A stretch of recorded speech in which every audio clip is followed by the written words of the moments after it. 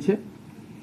ভারতীয় ন্যায় সংহিতাতে পুরো বলা আছে কি করা যাবে, আমরা সেটা করব। এবং সবাই তো বদলে গেছেন, আপনারা দেখছেন প্রশাসন, পুলিশ, এত সক্রিয়তা, আপনাদের মিডিয়াও অনেকটা বদলে গেছে।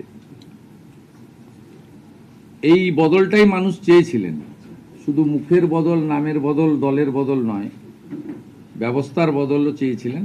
অনেকটা হয়ে গেছে, কিন্তু এক মাসও হয়নি, 3টে সপ্তাহ পেরিয়ে 4র্থ সপ্তাহে এত তাড়াতাড়ি এর থেকে বেশি কিছু করা সম্ভব বলে আমার মনে হয় না।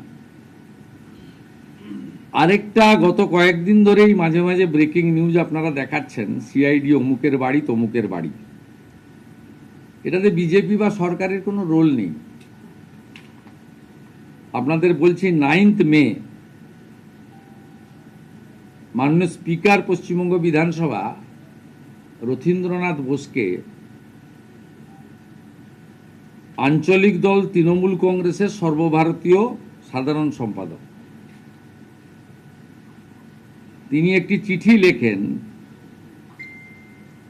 যে শোভনদেব চট্টোপাধ্যায়কে লিডার অফ অপোজিশন, এরা আইনও জানে না।